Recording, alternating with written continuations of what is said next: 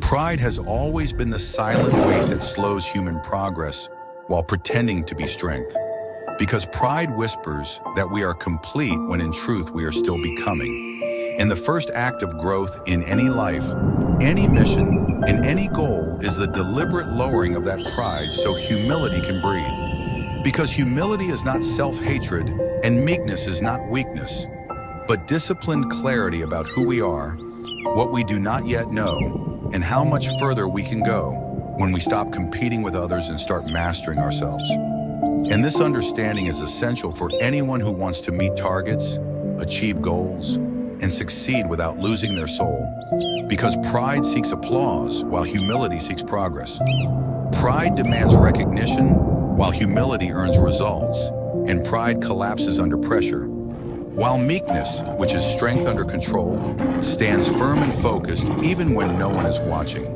And in a world obsessed with loud confidence and visible dominance, lowering pride becomes a radical act of intelligence because it allows learning, adaptation, patience, and consistency to take root, all of which are non-negotiable ingredients of long-term success, since no target is ever met by ego alone, but by disciplined action repeated daily, quietly, and often invisibly. And when a person learns to stay humble, they become teachable. And when they become teachable, they improve faster than those who think they already know enough.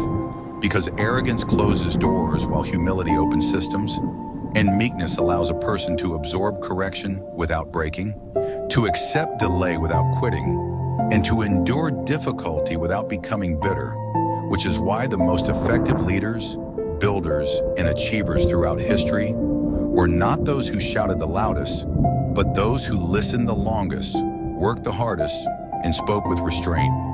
Understanding that pride is impatient and demands immediate validation, while humility understands timing, process, and preparation. And this distinction matters deeply when setting targets because pride often sets goals to impress others, while humility sets goals to improve the self. And the difference between those two motivations determines whether a person sustains effort when motivation fades, because pride collapses when applause disappears, but humility remains steady because it is anchored in purpose rather than praise. And meekness further sharpens this focus by teaching restraint, emotional control, and the refusal to be ruled by impulse. Meaning a meek person can be ambitious without being reckless, confident without being arrogant, and driven without being destructive, which is critical in environments that test patience and character. Targets are rarely met in straight lines and almost always require setbacks, recalibration, and endurance. And pride resists correction by turning feedback into insult, while humility converts feedback into fuel, and meekness keeps the response calm rather than reactive, which allows the mind to remain clear and strategic instead of defensive and chaotic. And this clarity is what separates those who merely dream from those who actually execute, because execution demands humility toward reality, toward limitations, toward learning curves, and toward the truth that success is a process rather than a performance. And those who understand this do not rush to appear successful, but commit to becoming competent, knowing that competence compounds while image decays. And this mindset reshapes how one approaches daily habits, because a humble person is willing to do small, unglamorous tasks consistently, while a proud person avoids them because they feel beneath their image. And yet it is precisely those small, repeated actions that move targets from imagination to reality, since progress is rarely dramatic, but relentlessly incremental. And meekness sustains this repetition by preventing burnout, ego-driven comparison, and emotional volatility, allowing effort to remain steady even when progress feels slow. And this steadiness is a competitive advantage in any field, because most people quit not from lack of talent, but from unmanaged pride that refuses to endure invisibility, delay, or discomfort. And when pride is lowered, time becomes an ally instead of an enemy, because humility understands that mastery takes seasons, not moments, and that every delay can deepen skill if approached correctly. And this perspective transforms obstacles into instructors rather than enemies, because humility asks, "What can this teach me?" instead of, "Why is this happening to me?" And meekness ensures that this questioning remains honest rather than defensive, which accelerates growth and strengthens resilience. And resilience is essential for meeting targets, because every serious goal will challenge identity, patience, and self-control. And those who rely on pride to fuel ambition eventually exhaust themselves, while those who rely on discipline, grounded in humility, endure. And endurance is what carries effort beyond initial enthusiasm into tangible results. Enthusiasm starts goals, but discipline finishes them. And discipline thrives best in a humble mind that accepts structure, routine, and correction. And when humility governs ambition, targets become clearer, priorities sharpen, and energy is directed rather than scattered. Because pride chases everything at once, while humility chooses what matters most. And this choice is vital, because focus multiplies effectiveness, and meekness protects that focus by resisting distraction, provocation, and unnecessary conflict, allowing effort to remain aligned with purpose. And this alignment creates momentum, because when actions, values, and goals are aligned, effort feels meaningful rather than draining. And meaning sustains persistence when motivation fluctuates, which it inevitably does. And thus, lowering pride is not about diminishing ambition, but refining it, stripping away vanity so that purpose can operate without interference. Because ambition without humility becomes reckless, but ambition guided by meekness becomes precise, patient, and powerful. And this power is quiet but undeniable, expressed not in boasting, but in results, not in domination, but in consistency, and not in comparison, but in completion. And those who cultivate this posture begin to notice that progress accelerates, not because they are louder or more aggressive, but because they are more attentive, adaptable, and disciplined. And they meet targets not by forcing outcomes, but by mastering inputs, understanding that what they do daily matters more than what they declare publicly. And this understanding changes how success is measured, shifting it from external validation to internal alignment. Because true success is the ability to pursue high targets without losing humility, to win without becoming arrogant, and to grow without forgetting the lessons of struggle. And this balance is rare but attainable for those willing to lower pride intentionally, embrace humility deliberately, and practice meekness consistently, because these traits do not weaken ambition, but stabilize it, allowing effort to compound over time.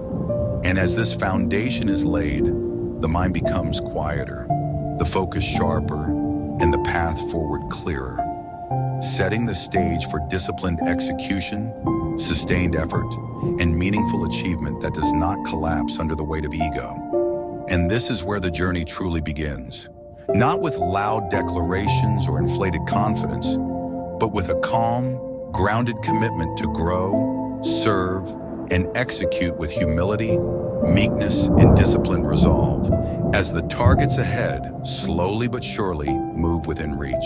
Pride is often mistaken for confidence, yet pride is the very thing that quietly sabotages growth while pretending to protect identity, because pride resists correction, rejects patience, and demands recognition before results. Whereas humility and meekness create the internal conditions required to meet meaningful targets and sustain success over time. And understanding this difference is essential for anyone who desires lasting achievement rather than temporary applause. Because lowering pride does not mean lowering standards or ambition, it means lowering ego. So discipline, learning, and focus can rise.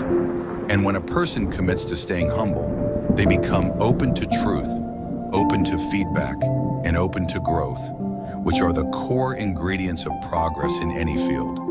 Since no target worth meeting is ever achieved without adjustment, endurance, and the willingness to learn repeatedly, and pride interferes with this process, by convincing the mind that it already knows enough, while humility understands that mastery is a journey, not a declaration. And meekness strengthens this posture by teaching restraint, emotional control, and the ability to remain calm under pressure, which is why meekness should never be confused with weakness, because meekness is strength governed by wisdom, power directed rather than wasted, ambition disciplined rather than reckless. And this disciplined strength is what allows a person to pursue goals consistently without being derailed by distraction, offense. Maintaining a constant course in life is one of the most powerful disciplines a human being can develop, because while talent can open doors and opportunity can create moments, it is consistency of direction that determines where a life ultimately arrives. And in a world defined by noise, speed, comparison, and endless distraction, the ability to hold steady to a chosen path has become both rare and invaluable, since many people mistake motion for progress and activity for purpose, drifting from desire to desire, reacting to circumstances rather than committing to a clear course. And yet history repeatedly shows that those who achieve meaningful, lasting success are not always the most gifted or the most visible, but the most consistent. The ones who decide who they are, what they stand for, and where they are going, and then align their daily actions with that decision regardless of mood, trend, or temporary setback. Because a constant course is not about rigidity or stubbornness, but about clarity. And clarity simplifies life by reducing unnecessary choices, conserving energy, and focusing effort where it matters most. And this clarity begins with understanding that life is not shaped in dramatic moments alone, but in ordinary days repeated over time, which means direction matters more than speed, and persistence matters more than intensity.